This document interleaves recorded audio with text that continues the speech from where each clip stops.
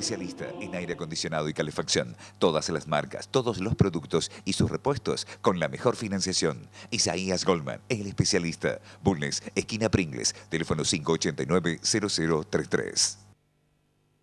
Centro Tomografía Computada Córdoba Sociedad Anónima. Instituto Ulton, líder en diagnóstico por imágenes. Primer instituto de cirugía ambulatoria mínimamente invasiva del interior del país. Avenida Vélez Arfiel 562, Córdoba, Argentina. Teléfono 0351-426-7700.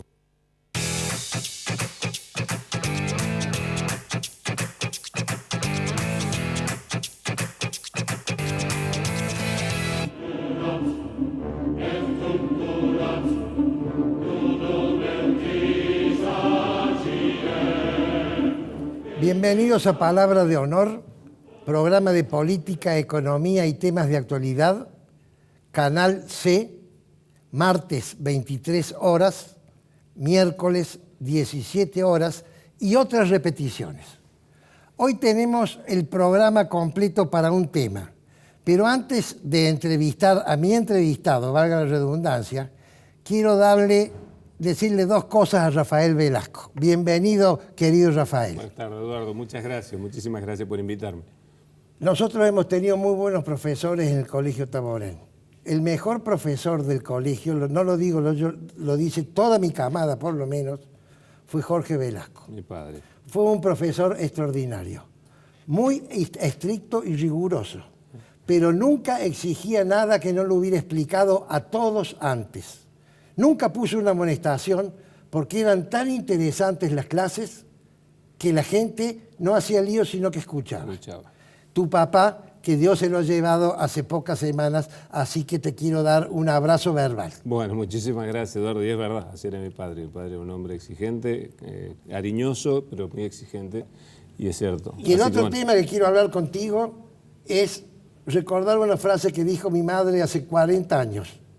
Mi madre dijo, las dos mujeres más inteligentes de Córdoba son Teresita Nores de Caferata y Lila Perrén de Velasco. Yo a Lila la he escuchado en todas las conferencias que he podido, porque realmente era tan agradable escucharla hablar de España y de la literatura española, que ha sido un ícono para Córdoba. Así que no podía dejar de mencionar a tu papá y a tu mamá. Muchas gracias, muy bien, tal cual. Son dos grandes, realmente, los dos. Y ahora, queridos amigos, entramos en el programa, lo vamos a entrevistar programa completo al superior provincial de los jesuitas en la provincia de Argentina y Uruguay.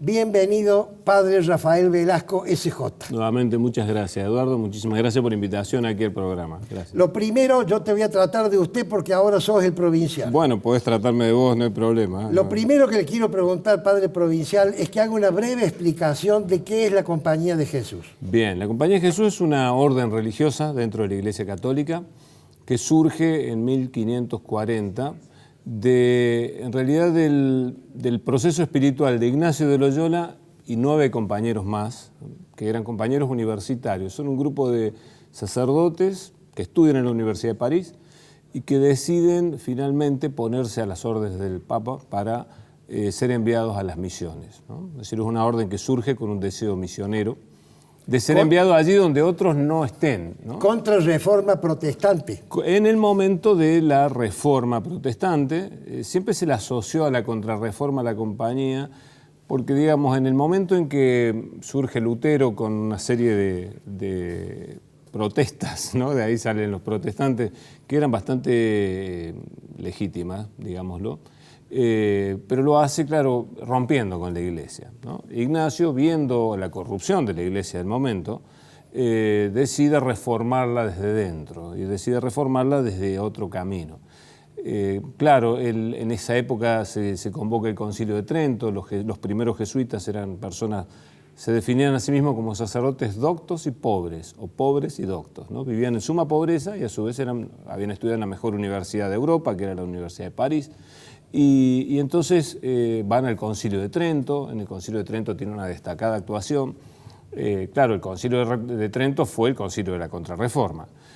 Por eso mismo la compañía ha quedado asociada de alguna manera a la contrarreforma en colisión con los protestantes. Sin embargo, las luchas las tuvieron los jesuitas con los dominicos en el Concilio de Trento, ¿no?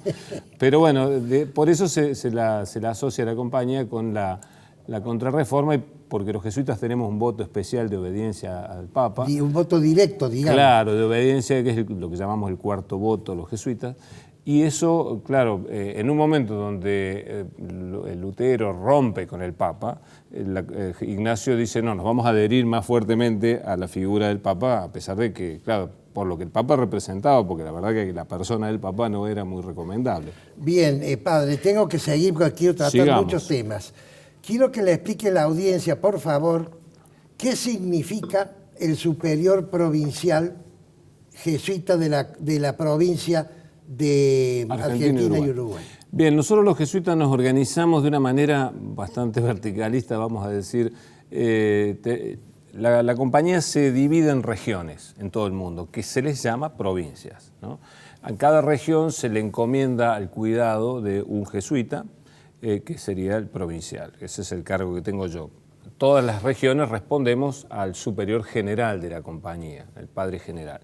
El cargo del padre general es vitalicio, se lo elige en congregación llamado general. El Papa Negro en algún momento. Lo suelen llamar el Papa Negro, hay toda una historia así con ese nombre. Hubo algunas épocas en que era un poco así. Pero el superior general nombra, por lo general a propuesta de las provincias, a los provinciales, ¿no?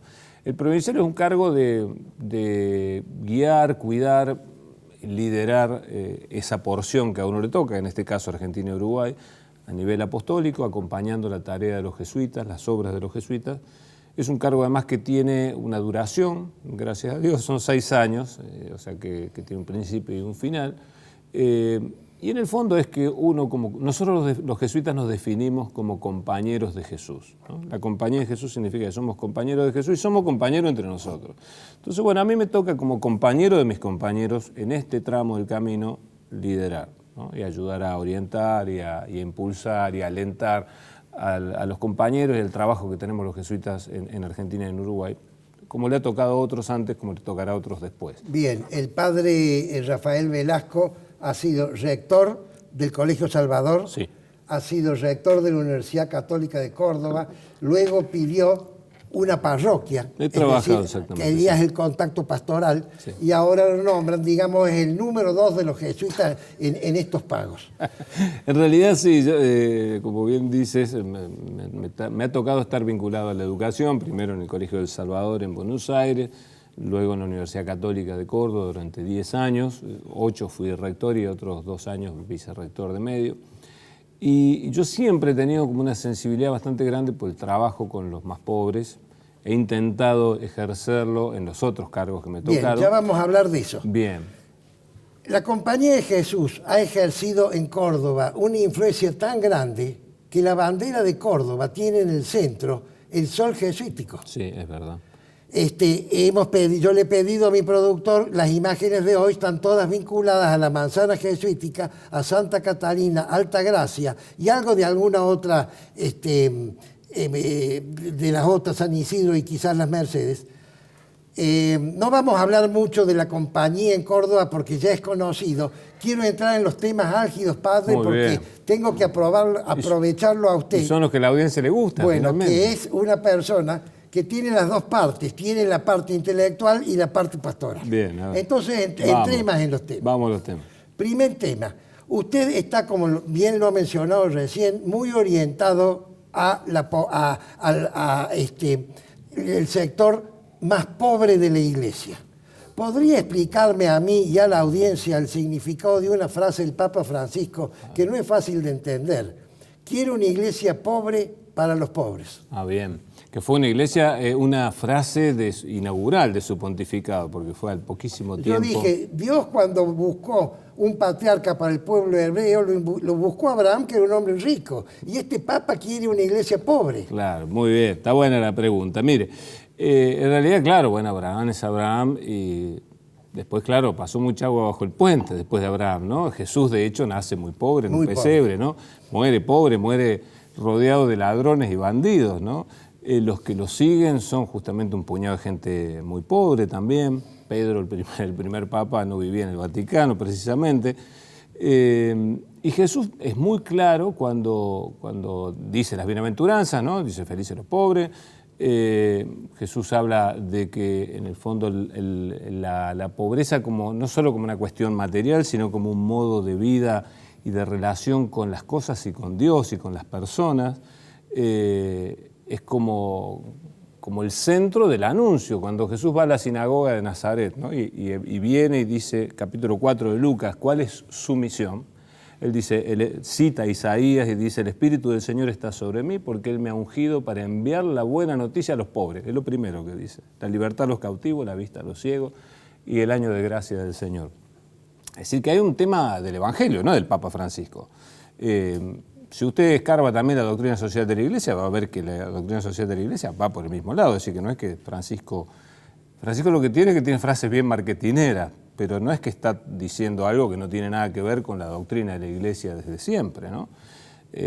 Jesús vino a anunciar el reino de Dios y dice, el reino de Dios es donde los últimos van a ser los primeros, ¿no? ¿Quiénes son los últimos acá en la sociedad? Los pobres, ¿no? Donde los primeros van a ser los últimos. Donde hay otro criterio de parte de Dios, Dios saca la cara en toda la Biblia, incluso después de Abraham, saca la cara por los pobres. Caín y Abel, ¿no? La saga de los dos hermanos. Caín era el que había logrado dominar la tierra, que las culturas central surgen de los agricultores, y el otro era pastor, que eran los pobres, que eran los que vivían en las periferias de las ciudades, que eran los que eran rechazados por todos, y sin embargo dice que Dios miró con agrado la ofrenda de Abel y no la de Caín. Y no porque Abel hubiera ofrecido una mejor ofrenda que Caín, es porque Abel no tenía nada. El mayor era el que se llevaba la bendición, el menor era el que se quedaba sin nada. Esa predilección de Dios por los pobres es una predilección bíblica, es decir, que ya digo, no es un invento de Francisco, ni siquiera de la Iglesia. Digamos que es fundacional. Es fundacional de la Iglesia, claramente. Lo que pasa es que después la Iglesia ha sido corriendo hacia una cuestión más, pareciera para algunos sectores que lo central es lo litúrgico y lo doctrinal y no la experiencia fundante de la Iglesia, que son 12 hombres pobres que anuncian la buena noticia a los pobres y que desde ahí construyen una sociedad nueva. Porque digo, acá hay una cuestión de que la gente dice, bueno, entonces que los pobres... No, mire, queremos construir una sociedad nueva, donde haya un poco más de justicia, donde las personas nos tratemos con más equidad. Y todos sabemos que cuando comienza a primar las riquezas o los bienes o el dinero, perdemos de vista a las personas, ¿no? Hay un axioma en la vida que dice que uno debe amar a las personas y usar de las cosas. Perfecto. A veces pasa que uno termina amando las cosas y usando a las personas. El orden, ¿no?, de prioridades, que sería un poco el mensaje del Papa. Tal cual, absolutamente. Perfecto. Pasemos al segundo punto. Bien. La Iglesia inicial hablaba de religión, luego con la doctrina social empezó a hablar de economía también, pero ahora está bordeando la política. Y yo veo con dificultad de entender algunas amistades de nuestro Papa, a quien yo admiro, que son personas que son declaradamente, no quiero usar una palabra ofensiva. Pero ya se le nota, en las expresiones se le nota la palabra que quiere usar, ¿sí? Está claro. Ya se nota. Cuando uno abandona la ortodoxia y le da más importancia a la prebenda que a lo que consigue por el esfuerzo, se convierte en populista. Y el Papa recibe a todo el mundo, pero todas las fotos con los argentinos son con los populistas. ¿Qué me puede decir al respecto? Hay que cambiar el fotógrafo. Sería la primera cosa, que pongan un fotógrafo que fotografía otras cosas. Miren, entiendo esa lectura crítica y tampoco seré yo el exégeta del Papa, porque digo, no soy quien para hacer esa exégesis. Pero lo que sí es cierto es que bueno, a nuestro país hay una sensibilidad bastante grande con eso, ¿no?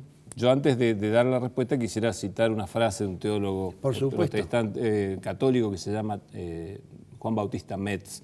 Él dice que toda teología es política, es decir, que todo discurso acerca de Dios es político, incluso cuando uno dice que no hace política. Cuando uno dice, por ejemplo, tenemos que la Iglesia tiene que encargarse solo de lo religioso y dejar la política para otros, está haciendo un discurso político. Está diciendo, bueno, en el fondo que los católicos que recen y que dejen que la injusticia campee por el mundo, ¿no? Es un modo de hacer política. Hay otros que creemos que no, que rezar nos tiene que llevar a trabajar por el prójimo y eso implica un compromiso político. Así que esa sería la primera cosa, que la Iglesia hable de religión no significa que no hable de política, siempre habla de política, porque el hacer humano es político. Eso dar al César lo que es del César ya es política. Mire, dar al César lo que es de César es parte de la política, ¿no? Y dar a Dios lo que es de Dios. Fíjese, esa frase de Jesús está diciendo... Muy bien, al César no hay que darle la adoración que hay que darle a Dios, o sea, no hay que adorar el poder, pero sin embargo hay que darle al César, ¿no? Lo que le corresponde. Y a Dios lo que es de Dios significa que no podemos querer una teocracia, no hay que darle a Dios lo que es del César, ¿no? Generar un sistema teocrático, no, tenemos que hacer política.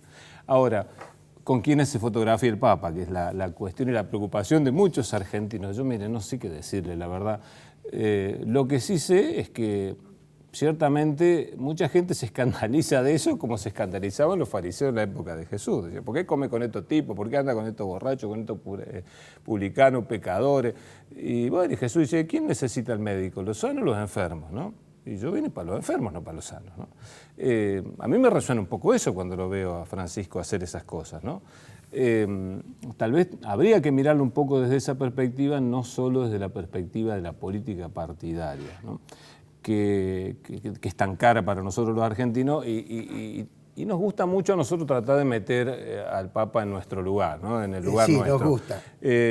Cosa que no ocurre en otros lugares del mundo, nos ocurre solo acá en Argentina. Yo he viajado bastante y lo respetan muchísimo, enormemente al Papa, y nadie se pone a decir, sacó la foto con este, con otro. A nosotros nos encanta, porque creemos que somos el centro del mundo y que todo el tiempo Francisco está pensando cómo voy a hacer para la foto que voy a mandar a Argentina. A mí me parece que no es así. Perfecto. Padre Velasco, vamos a hacer un brevísimo corte. Bien. Y luego continuamos. Perfecto, muy bien.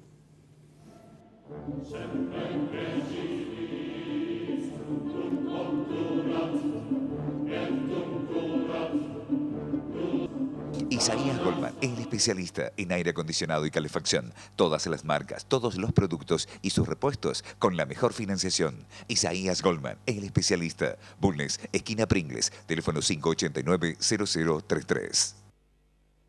Centro Tomografía Computada Córdoba Sociedad Anónima. Instituto Ulton, líder en diagnóstico por imágenes. Primer instituto de cirugía ambulatoria mínimamente invasiva del interior del país. Avenida Vélez Arfiel 562, Córdoba, Argentina. Teléfono 0351-426-7700.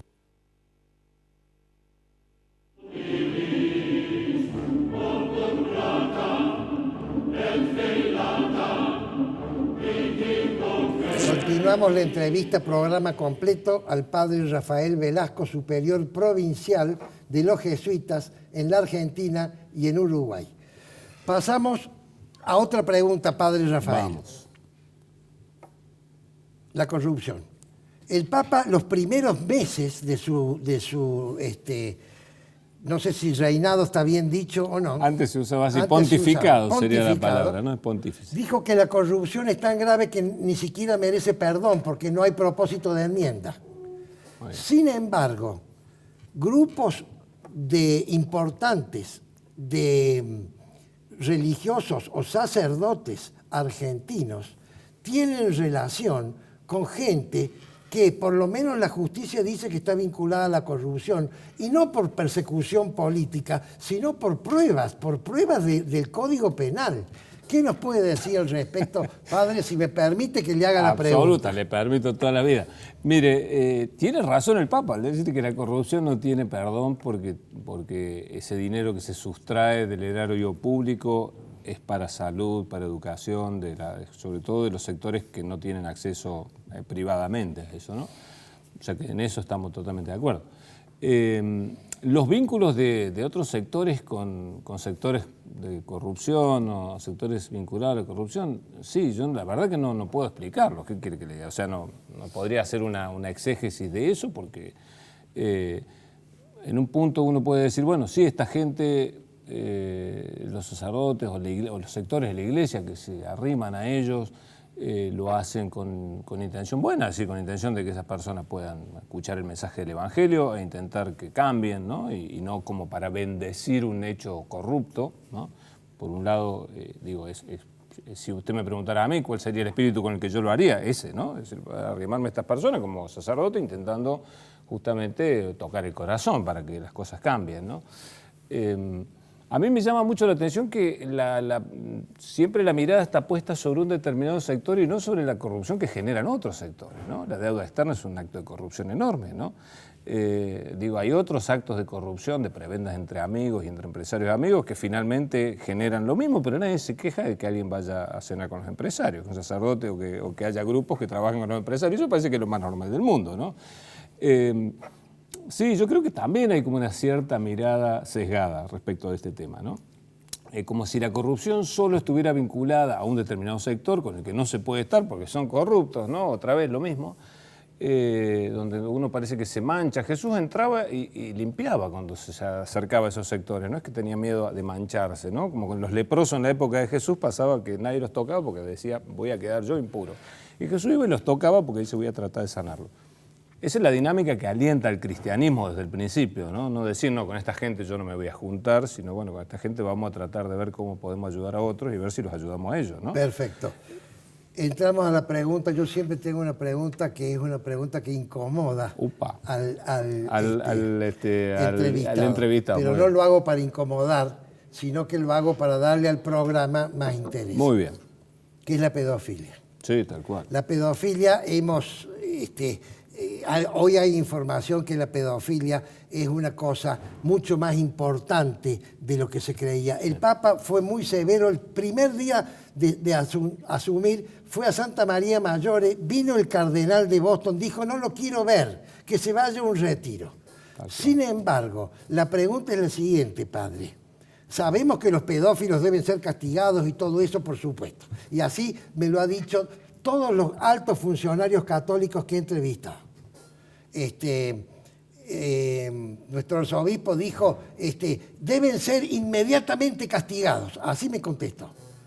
La pregunta es la siguiente. ¿No ha habido una cierta complicidad de la iglesia institución en mirar para otro lado? Che, yo a le doy otra oportunidad, se ha confesado, dice que no lo va a volver a hacer, lo cambio de pueblo y resulta que a los 2 años después en el nuevo pueblo vuelve a ocurrir. Totalmente de acuerdo con usted. El gran problema, me parece a mí, ¿no? en mi modo de ver con el tema de la pedofilia, además de que la pedofilia es un crimen, ¿no?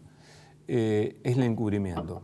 Y eso es lo que más escandaliza al pueblo de Dios y a la gente respecto de la iglesia, que durante bastantes años, décadas, hubo una cultura del encubrimiento en la iglesia católica. Es decir, que ocurría esto que usted dice. Bien intencionada, ¿cierto? Sí, mal intencionada en realidad. O sea, la intención era, lo primero es la imagen de la iglesia. Y entonces, para que la imagen de la iglesia no quede manchada porque ha habido un sacerdote que ha cometido este delito, se lo sacaba, ¿no?